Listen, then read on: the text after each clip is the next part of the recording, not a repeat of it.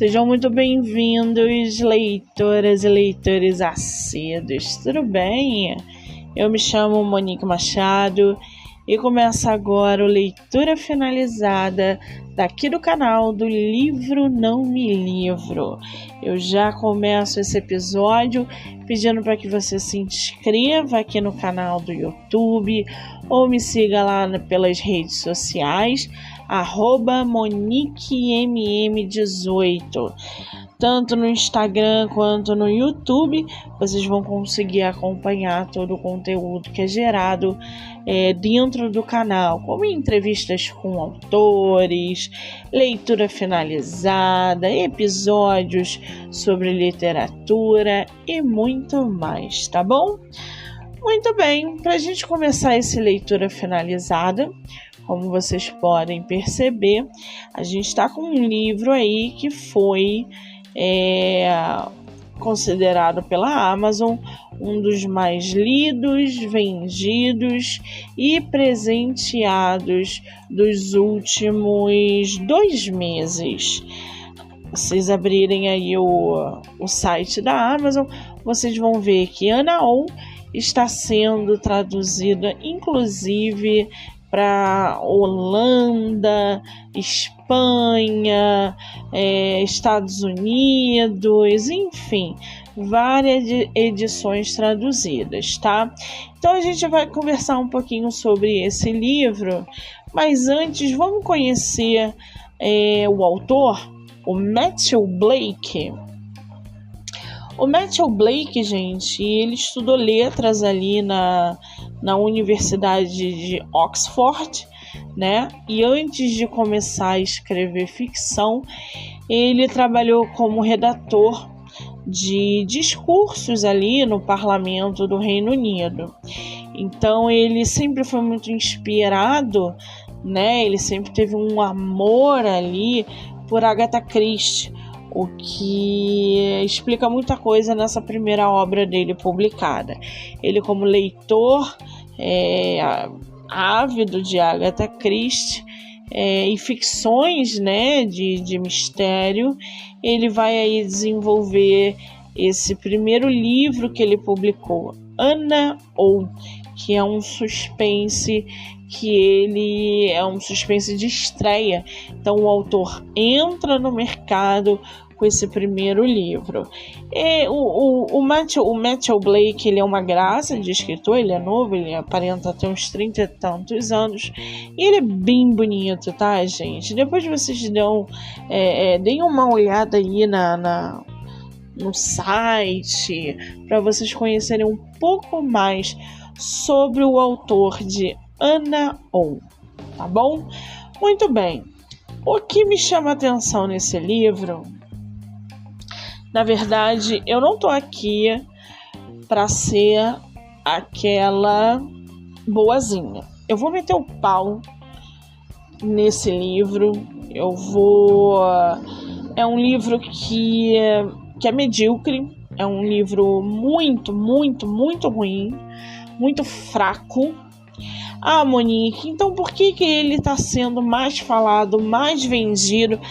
Gente, eu sou doida, né? Eu gosto de ir contra a maré. Eu sou leitora de suspense, não sou leitora de Agatha Christie. Sou leitora de suspense bom. E já começa aí o meu problema com esse livro, tá? O fato do escritor ser leitor de Agatha Christie. Ai, Monique, você não gosta de Agatha Christie? Gente, eu gosto, mas não acho ela nenhuma sumidade. O que acontece? Vou explicar um negócio pra vocês. Todo livro que é muito badalado, existe uma puta propaganda e publicidade, estratégia de marketing para que esse livro bombe nos primeiros meses de lançamento. Depois a gente não escuta falar mais deles. Por quê?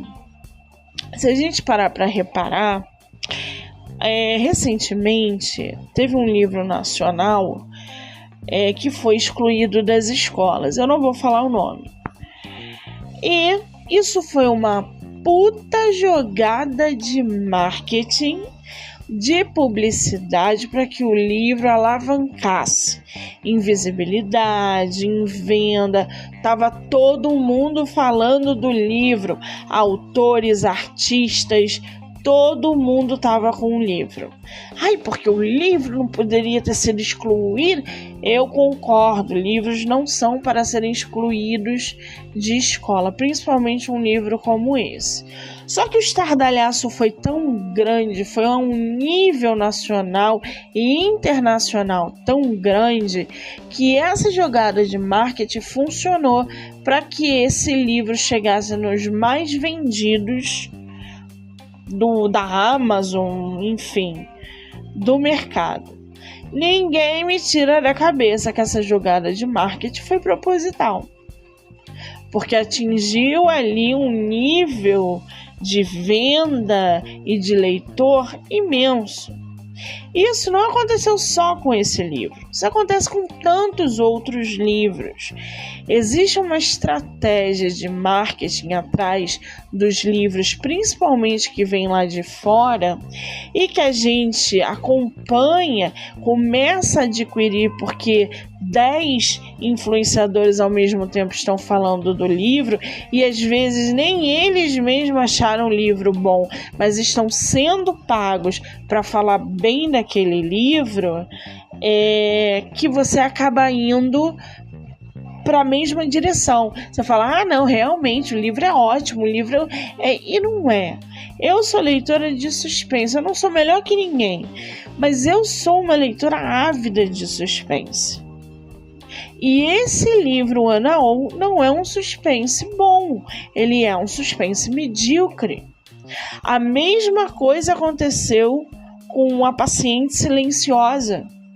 Todo mundo falando de A Paciente Silenciosa, que A Paciente Silenciosa foi sensacional e nananã. Aí eu esperei a poeira baixar para pegar para ler A Paciente Silenciosa. Uma das leituras mais medíocres que eu já tive. A Paciente Silenciosa é um livro ruim, mal estruturado, um final horrível, uma coisa tenebrosa. E aí vem Ana Oh, né? Com essa mesma estratégia, bombando, todo mundo lendo, todo mundo falando. Eu falei, eu vou ler já.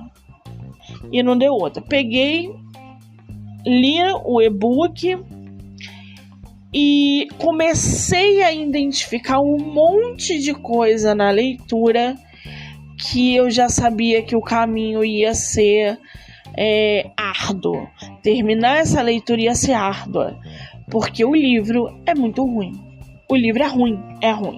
Mas vocês vão entender por que eu achei esse livro tão ruim, por que eu não recomendo, por que eu vou bani-lo, né, de indicações, e porque eu provavelmente não lerei absolutamente nada desse autor, a não ser daqui a 10, 20, 30 anos, quando ele fizer de fato uma obra bem legal, um suspense bem legal.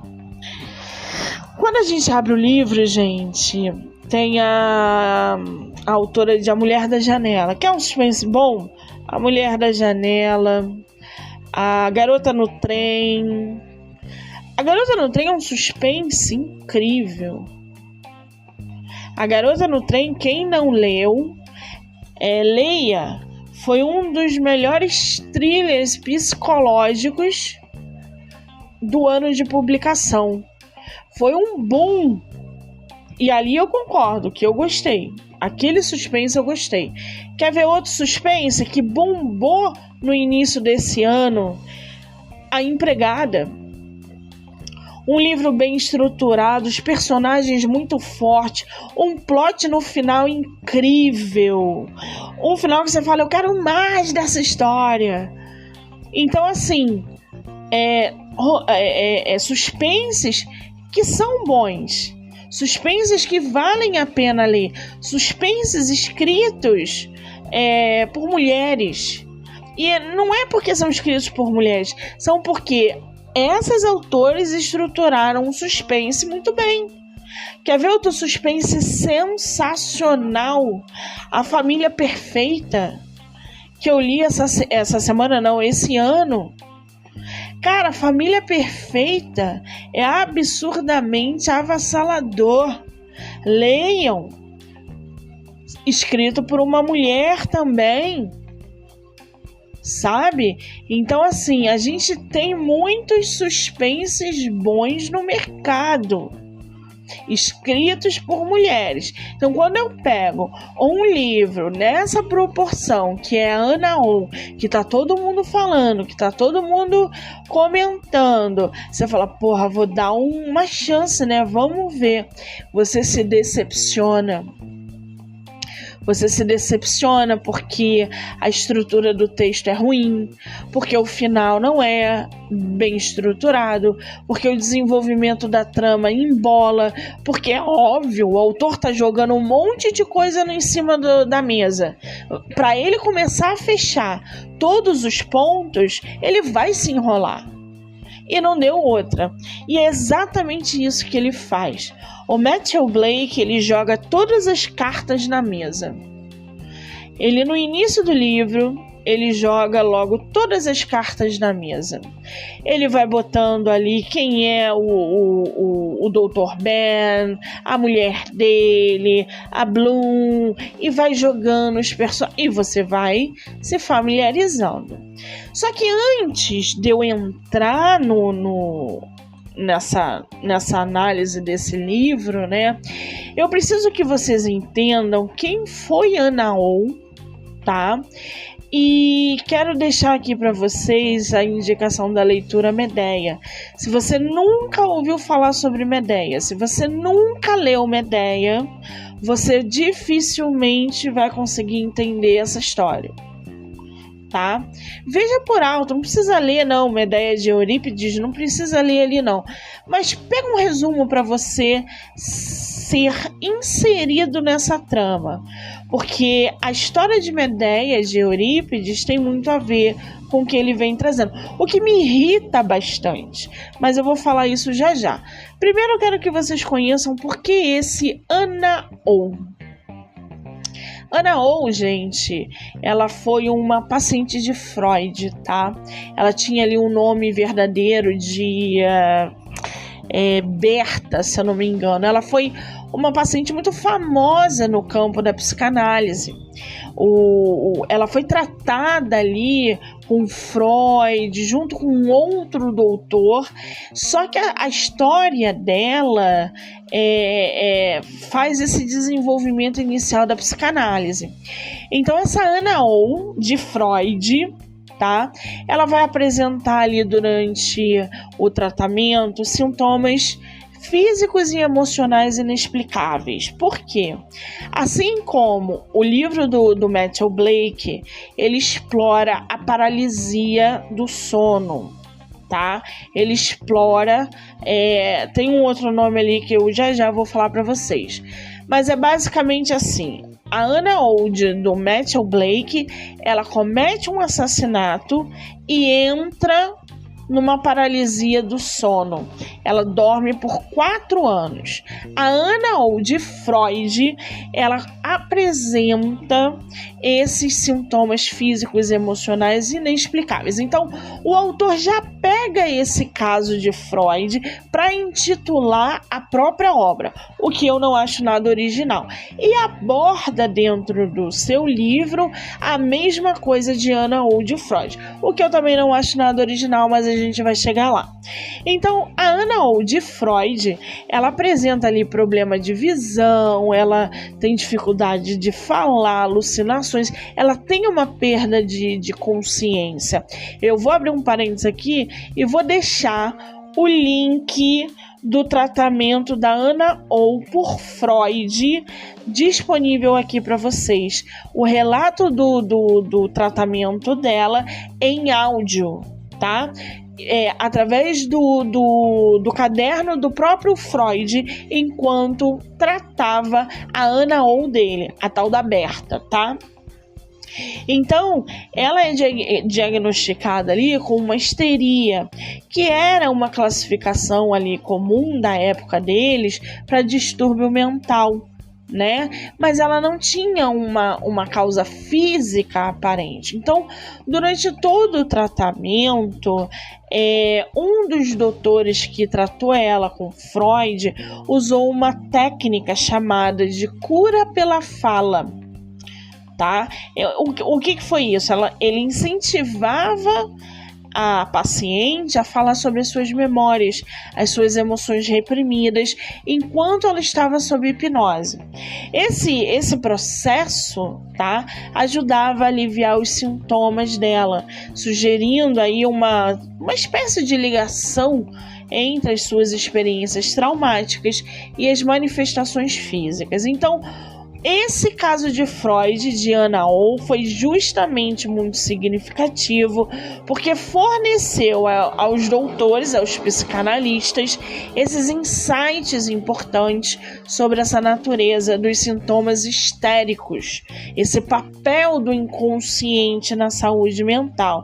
E foi a partir daí que Freud vai desenvolver as suas teorias sobre a psicanálise, né? Essa importância da exploração dos pensamentos, dos sentimentos inconscientes. A Anna O de Freud, ela eventualmente podendo aí se recuperar dos sintomas de histeria na época, ela de fato foi tratada diretamente por todo mundo que conhece, o pai da psicanálise, né? E tendo aí uma recuperação, ela se tornou de fato uma figura muito influente nesse movimento da psicanálise, no movimento feminista e justamente no trabalho promovido na Alemanha sobre isso. Então, essa Anna O de Freud,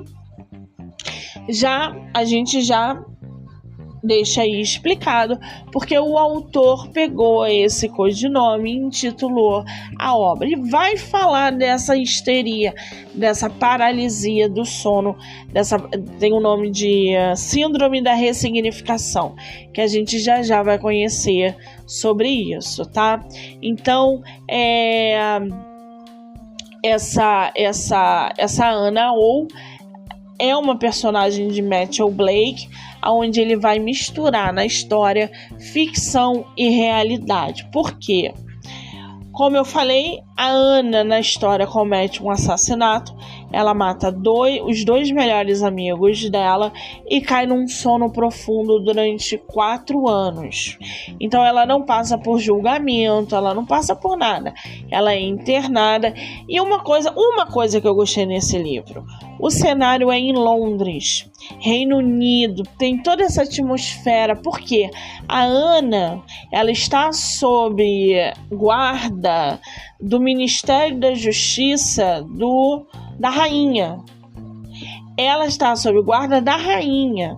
Então, por N motivos. Primeiro, porque a mãe dela é uma bambambam dentro do Congresso, né? O pai é influente também, então eles não queriam que muita coisa vazasse na imprensa. E por causa da repercussão do caso, ela acabou sendo não é protegida, mas ficando sob a guarda da justiça da rainha ali na época. Então, vimos aí a Anna O de Freud e estamos conhecendo um pouquinho a Anna O do Matthew Blake. Outra coisa que vocês têm que prestar muita atenção nesse livro, Medea. Como eu falei, se não conhece Medea, procure pelo menos um resumo. A Medea, gente, ela é uma obra que foi escrita ali por Eurípides, né? Eu li Medea, deve ter uns 10 anos que eu li Medea, e deu até vontade de ler de novo. Por quê? Medea é uma obra-prima. Ela mexe ali com vingança, paixão, sofrimento humano, tudo que a gente vai encontrar na obra do Blake, tá? Do Matthew Blake. Então, a Medea de Eurípides, ela conta justamente uma peça, né? Que vai se passar ali em Corinto, onde a própria Medéia, uma princesa bárbara, ela vai enfrentar a traição do marido, o Jação. Tá? O Jação abandona a Medéia para se casar com a filha do rei Creonte. Então essa trama ela vai se desenvolver a partir desse fundo de desespero e de raiva da Medéia. Ela se sente traída, ela se sente humilhada e ela começa a planejar uma vingança terrível contra o Jação, que é o ex-marido. Ela é uma personagem muito complexa, né? E ela é muito poderosa, mas ao mesmo tempo muito vulnerável, né? Então a Medéia, ela pega essa dor que ela sofre e leva aos extremos. Então essa peça de Eurípides vai justamente questionar essas normas sociais da época, os papéis de gênero, quando mostra que uma mulher naquele mundo vai desafiar as expectativas, né? Ela toma o controle do destino de uma maneira muito violenta e trágica. Então, ao invés ali da Medéia aceitar pacificamente a sua situação de mulher traída, ela pega a sua própria inteligência, as suas habilidades e executa uma vingança devastadora. Ela vai ali convencendo Creonte, por exemplo, a lhe conceder um dia a mais no exílio, né, quando ela é pega. Então ela tenta preparar a sua vingança. Ela chega a fingir uma reconciliação com Jação, oferece presentes envenenados à nova esposa dele, e isso resulta aí na morte da noiva e do Creonte. Essa tragédia também, gente, explorada na peça de Eurípides, é mais chocante ainda, porque a própria Medéia assassina os próprios filhos. Ela priva o Jação do seu amor de pai, né? Então ela mata os próprios filhos para se vingar de Jação, né? Tanto é que na polícia, a polícia real, né, que a gente tem hoje, quando a gente encontra um caso de mãe que faz esse tipo, o nome do caso é caso Medéia. Então a ocorrência que você tem aí é um caso Medéia. É onde a mulher matou os filhos para se vingar do pai, porque o cara abandonou ela para uma outra mulher e etc. Então, conheçam essa história de Medéia para que vocês possam entender a trama do Matthew Blake um pouquinho, tá? Medéia, eu vou deixar o link do livro de Medéia aqui no episódio para quem quiser acessar, tá? Para vocês poderem comprar, ler em e-book, para vocês não ficarem perdidos aí na história. Então, Medéia é uma história que eu gosto muito e deu até vontade de reler essa obra. E aí a gente entra em Ana ou do autor Matthew Blake, né? Ele publicou agora em 2024. Falei para vocês que é um romance de estreia, só que ele vem apresentando aí, a gente entra numa premissa muito intrigante, porque essa Ana ou, o nome, eu vou falar o nome errado dela, mas o ou é de Ogilvy. Ogilva, é Ana Ogilvy, o sobrenome dela, só que para abreviar fica Ana ou. Então ela entra nesse estado de sono profundo, depois que ela comete esse duplo homicídio. Os dois melhores amigos dela, né, são mortos por ela, e entra em cena o psicólogo forense, que é o Dr. Ben, né? Esse Dr. Ben, ele vai tentar despertar a Ana desse sono profundo, para que ela possa passar por esse julgamento, o julgamento do homicídio dos dois amigos e sócios na empresa dela. Porque a Ana, além de ser filha de renomados políticos e empresários, ela tinha fundado com esses dois amigos uma revista, tá? Se eu não me engano, o nome da revista é Elementary. E ela foi descobrindo ali um monte de coisas e falcatruas desses amigos, que tudo leva a crer que foi por isso que ela matou os amigos, e não foi. E vou frisar aqui, vou dar spoiler. Se você não quiser spoiler, um beijo, um abraço. Então a Ana, ela tá nesse sono profundo, depois de cometer esse homicídio, e o Dr. Ben, ele é contratado, né, de uma maneira muito secreta, porque existe essa instituição psiquiátrica, como se fosse um local onde os casos de atrizes e atores renomados são internados para tratar sobre várias condições mentais e emocionais. Então, pouquíssimas pessoas têm acesso a essa instituição porque ela é muito secreta. E o Dr. Ben, ele é contratado para trabalhar o despertar da Ana, que está há 4 anos dormindo sem nenhum tipo de interação. Esse despertar da Ana acontece gradativamente, porque após 4 anos adormecida, sem nenhum movimento cerebral, sem nada, mas com todos os recursos que o dinheiro pode dar, né? O Dr. Ben, através de uma nova teoria e prática de estudos, começa a usá-la como uma cobaia para testar o seu novo método para acordá-la, porque ele é especialista em sono, entendeu? O Dr. Ben, ele é especialista em sono. Então, a história no início, ela tem muito potencial, tá? Ela tem um potencial muito grande, ela te prende.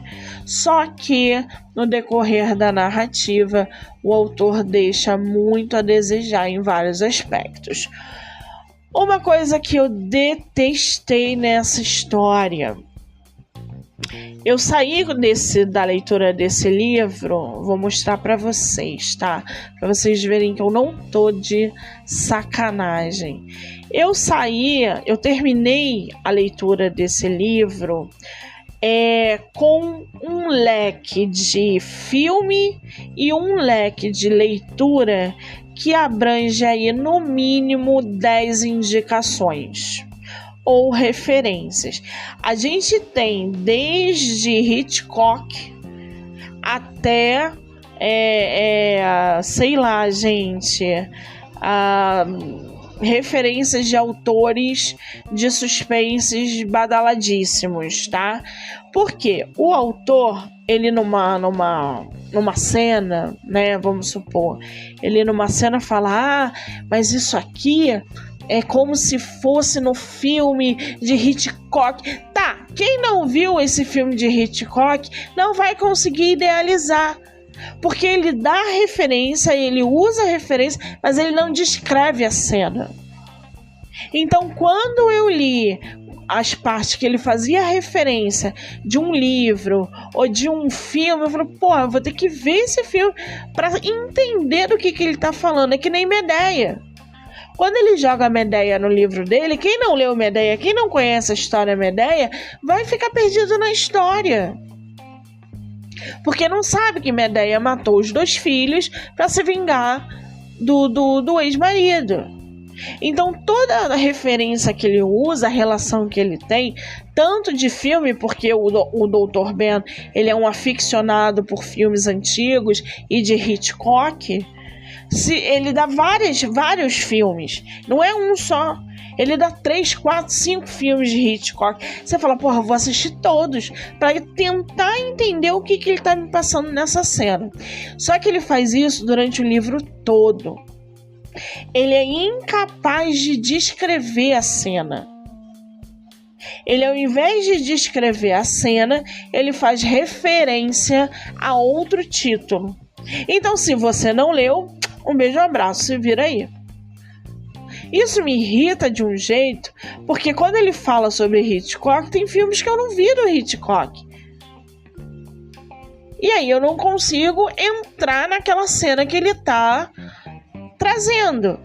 isso exclui os leitores. A gente não é obrigado a conhecer, a ler todos os livros que ele citou ali, ou todos os filmes que o personagem assiste. Mas quando a gente se depara com uma obra que é um suspense, ele pode usar referência, mas ele tem que inserir o leitor naquela cena. E a gente não se sente inserido. Então, isso acabou comigo. Isso deixou ali a minha visão como leitora totalmente decepcionada. Mas eu não desisti da leitura e eu continuei a leitura. Primeiro, porque a trama, ela torna ali, ela perde a direção. Quando a leitura perde a direção, mesmo que o início seja muito promissor, você já fala assim, agora vambora, já estamos aqui, vambora. Não vou voltar, vou seguir em frente, e o máximo que pode acontecer no final do livro, eu xingar ele, mandar uma mensagem, ou entrar em contato com a editora e falar que é um absurdo eles publicarem um livro medíocre como esse, sendo que aqui no Brasil a gente tem tantos autores de suspense melhores do que o Matthew Blake. Então o livro ele começa com essa maneira direta e envolvente, mas ele vai se complicar nas reviravoltas, que são reviravoltas desnecessárias, são pistas falsas que o autor dá e que não acrescentam ao desenvolvimento da história. Quem é leitor de suspense, aquele verdadeiro leitor de suspense, já começa a história suspeitando de todos os personagens envolvidos. Pelo menos comigo é assim. Ninguém na história é quem realmente é, tá? Então, quando ele joga o suspense, a gente primeiro vai vendo, aparece uma personagem aqui, aparece outra ali. Você fala, bom, vamos ver qual é o papel dela nesse desenrolar. Por quê? Ele joga as cartas na mesa e quando ele fecha as cartas, ele coloca o leitor numa espécie de funil. Aquela borda larga e vai ficando estreito. Só que quando você passa nessa parte do funil estreita, que são justamente essas reviravoltas que ele coloca de maneira desnecessária, ele vai dando essas pistas falsas de quem é o quê, do que poderia ser. Tá? Então, coisas que não vão acrescentando. O livro tem 400 e tantas páginas, 428 páginas. Se tirar metade desse livro, a gente, de repente, consegue encontrar algum sentido na história. Porque metade desse livro é só referência e só pistas falsas que não acrescentam no desenvolvimento. Então, a narrativa, ela às vezes é arrastada, porque ele volta no mesmo tema várias vezes. Quando ele fala do sono, ele pega a referência das crianças lá da Suécia que adormeceram. Outra coisa que me irritou muito nesse livro foi que ele refere-se à Bela Adormecida. Ele usa esse nome o tempo todo. Quem leu Stephen King em Belas Adormecidas sabe que também aborda esse tipo de tema, onde as mulheres, é um mundo, é uma distopia, onde as mulheres adormecem, e ele também menciona no livro dele que essa síndrome do sono, mas ele em momento nenhum usa referência ou usa o livro dele só para fazer referência a isso, como o Matthew. Não, o Stephen King, ele desenvolve uma trama. O Matthew não. Ele vai lá, ele copia, ele pega, joga aqui, um beijo, um abraço. E você que se vire. Então, o livro, ele é muito, em determinados momentos, arrastado, repetitivo, cansativo, sabe? Isso tudo prejudica a experiência da leitura. Esse romance que ele coloca, o Dr. Ben é um chato. O cara parece um canceriano, no ápice ali da ovulação, gente. Ele é muito sensível, ele é muito, sabe, é o problema com a ex-mulher, a traição, é a filha, é o dilema com o trabalho, é a puta merda, né, gente? Não tem condições, então isso fica muito longo. Esse personagem é muito intenso. Pro que ele é, mesmo que ele seja um psicólogo do sono, para o que ele é, ele devia ser mais dinâmico, ele devia ser mais elétrico. Até que, né, a gente vê aí o início, meio e fim. O fim dele, ele morre, né, de uma maneira escrota também, surreal. Então ele acaba deixando na trama um papel que tu fala, que cara sem graça.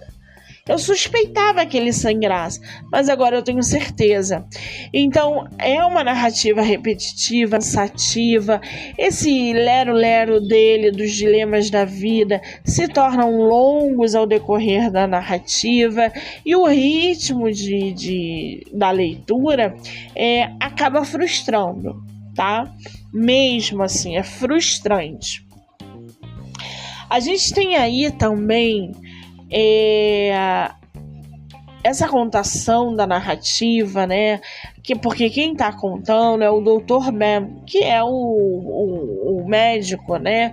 E por mais que cada capítulo um personagem falhe, a outra falhe, vai intercalando, o Dr. Ben, ele limita o desenvolvimento dos outros personagens. Porque se tudo roda em volta dele e do que ele está fazendo com a Ana, mesmo que outros personagens apareçam, os outros personagens são limitados. Porque é óbvio, o autor não vai jogar no colo do leitor tudo de uma vez. Ele deixou para fazer isso no final, o que eu odiei. É como assim, gente, a gente encheu linguiça o livro todo. Chegou no final, ele me deu um final em 5 páginas.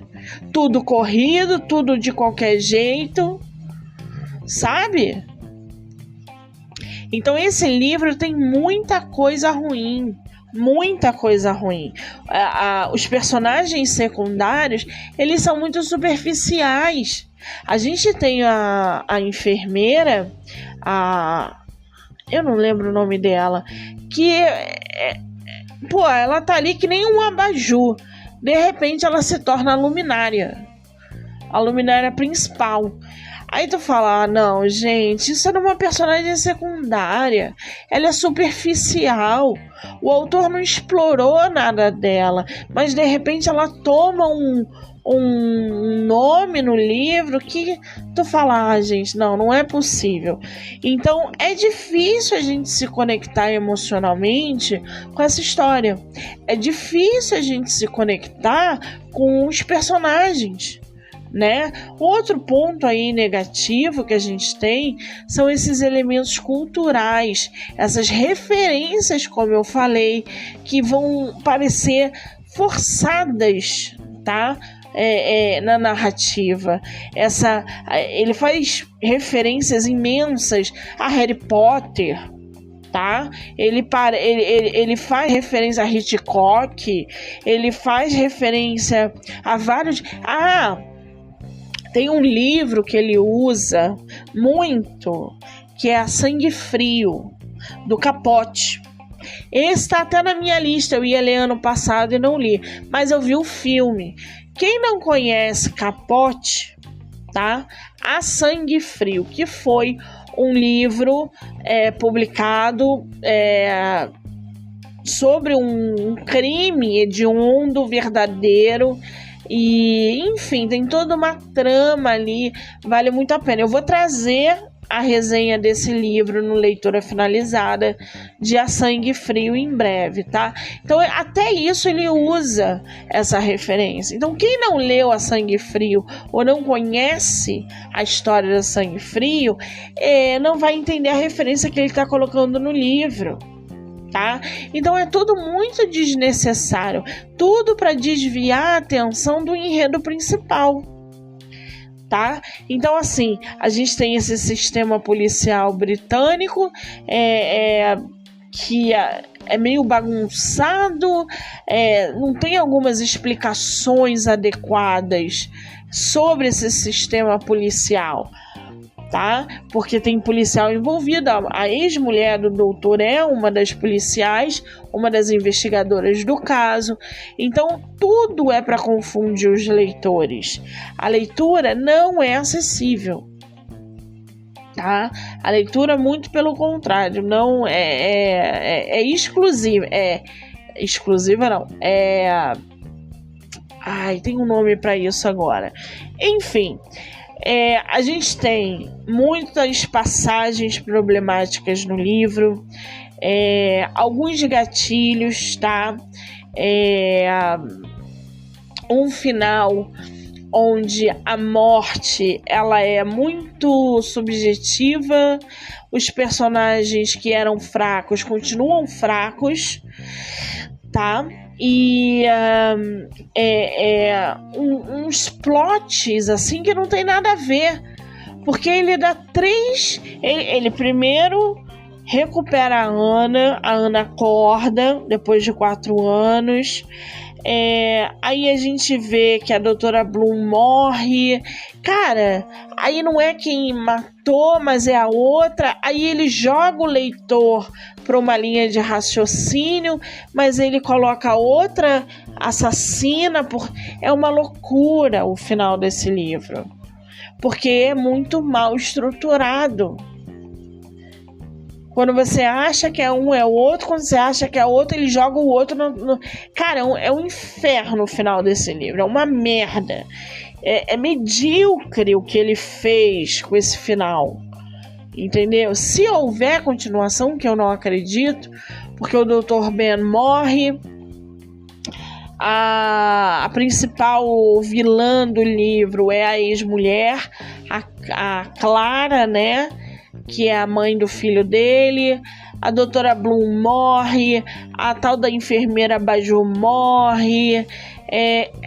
Ele vai ter que matar todo mundo, porque é um final horrível. E ele tem que juntar as peças.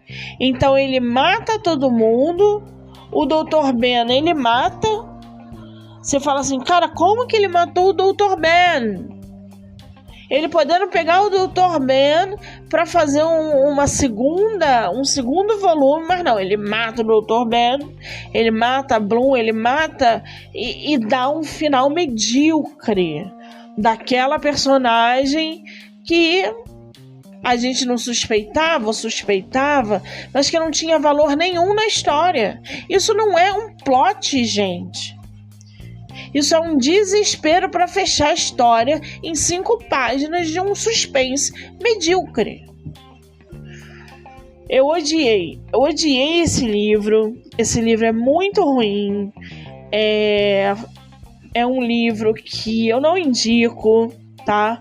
Mas eu vou deixar aqui para vocês o link do livro disponível. Eu vou deixar aqui para vocês Medeia disponível. Eu vou deixar aqui para vocês Sangue Frio disponível. Vou deixar o áudio do tratamento de Anna Old Freud, tá? Vou deixar para vocês aqui, ó. Eu até marquei algumas coisas nos livros. Freud pensava que toda histeria ou comportamento psicomático era causado por algum trauma inexplicável no passado do paciente. Ele vai pegando coisas que já existem para encher linguiça na obra dele. Ele não cria nada, ele não inventa nada. Ele vai usando referências e coisas que já existem dentro da narrativa dele, sabe? Eu separei mais coisas aqui para vocês, ó. Mais uma citação. Paraíso Perdido. Quem não conhece o Paraíso Perdido não vai conhecer a referência que ele está botando aqui. Aí ele fala da síndrome de resignação. que não ocorre por causa do sucesso, etc. e tal. Ele vai botando ali. Eu marquei algumas coisas aqui no livro para falar para vocês. Ó, sangue frio. Tá vendo? Ana sempre foi uma criança um pouco estranha, obsessiva até. Por algum motivo, ela ficou obcecada por assassinatos e crimes reais. Um livro acima de tudo, A Sangue Frio. Se você não leu A Sangue Frio, como é que você vai entender essa obsessão da Ana por assassinato? Entendeu?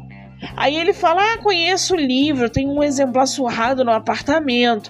O título é A Sangue Frio, relato verdadeiro de um homicídio múltiplo e suas consequências.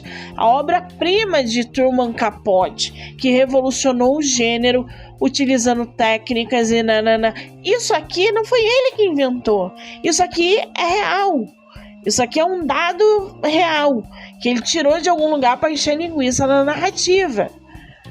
Então isso tudo poderia ser retirado, entendeu? Então tem umas coisas no livro que me incomodaram muito, muito, muito, sabe? Deixa eu ver outra referência aqui, ó.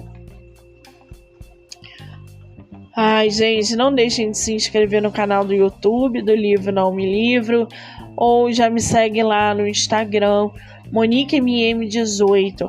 Quem quiser o e-book de Ana Oh, é só me mandar um direct que eu mando para vocês, tá? Gratuitamente. E aí tem uma outra parte aqui, ó. Em algum momento, o corpo e a mente hibernam para se proteger. A condição é chamada de síndrome da resignação por um motivo. É outra coisa que ele não inventou. Existe. Ele só copiou para encher linguiça e dar ênfase na história dele. É o ó, gente. Tem outra aqui, ó. Mas os testes mostram que o cérebro está preso numa parassônia não REM. Esse REM é que nem HD mesmo, tá, gente? De computador. Depois vocês procuram. Ele pega dados, ele pega estatísticas, ele enche o livro de coisas que não foi ele que inventou, descobriu, nada disso. Deixa eu ver aqui mais uma. Que eu fui marcando um monte de coisa. Se você quer conhecer Ana ou quiser ler, entre em contato comigo. Pode ser pelo WhatsApp também, 21985 458909, para que vocês possam ler e vocês mesmos tenham aí, formem uma opinião sobre esse livro que eu achei medíocre, que não valeu o boom dele, tá? Tanto é que agora ele já saiu de circulação. Vamos ver lá na Amazon o que estão falando de Ana Oh. Só pra gente finalizar. Deixa eu botar aqui, ó. Vamos ver o que os leitores estão falando de Ana Oh. Olha, tem mais de 200 avaliações. 4.2, hein, gente? 4.2. Embora eu tenha conseguido suspeitar do plot twist, não deixou de ser uma história bem escrita e uma leitura que vale a pena. Livro para quem gosta de suspense bem estruturado. Mentira, porque não é. Onde todas as apostas são erradas e o clímax é totalmente imprevisível. Não, a gente é previsível sim. A outra falou, eu esperava mais. Eu também, Ana. A narrativa dança entre presente e passado. Os acontecimentos em 99, situações, tudo vai se ligando e etc. Tem uma outra aqui. Esse é o primeiro livro do autor. Baixei a amostra e gostei. Quando eu entrei na pele de Ben, a narrativa na primeira pessoa, não tinha dúvidas que ia vivenciar cada momento do personagem. Ana é muito mais que um livro de um assassinato não resolvido. Aí ela vai falando, né? O livro é bom, mas eu esperava mais. Eu também. O outro tá falando, não desperdice seu dinheiro e seu tempo nesse livro. Existem outros muito melhores que esta bomba aqui. Sério, você foi avisado. É tipo isso, gente. É tipo isso. Vamos ver outra aqui. O começo da história parece bastante promissor, mas depois vai ficando repetitivo e entediante. A leitura foi muito arrastada, o livro não compensa. Apesar da reviravolta no final, uma pena mesmo. Que livro horrível, meu Deus do céu, extremamente repetitivo, complicado de ler. Matthew Blake deixou para dizer nos 2 capítulos finais, olha isso que eu falei para vocês, o que poderia ser inserido em algum lugar dentre os 70 outros que vieram antes. Li esse livro forçadamente, pois foi quase impossível terminar, de tão insuportável e chato. 1 estrela que dei foi por causa dessa coisa, o plot twist. Nem o plot twist valeu, gente. Mas é isso. Esse aí é Ana U. Eu vou deixar todos os links aqui para vocês. E querendo o livro, o e-book, é só entrar em contato que eu envio gratuitamente, tá bom? Não deixem de se inscrever no canal do YouTube. Não deixem de me seguir no Instagram, @MoniqueMM18. E eu fico por aqui. Semana que vem eu volto, porque eu vou trazer para vocês A Filha Perfeita, outro suspense que está bombando no mercado, da autora Lucinda Berry, tá? Então eu volto semana que vem com mais uma leitura finalizada. Eu sou Monique Machado e esse foi do livro Não Me Livro.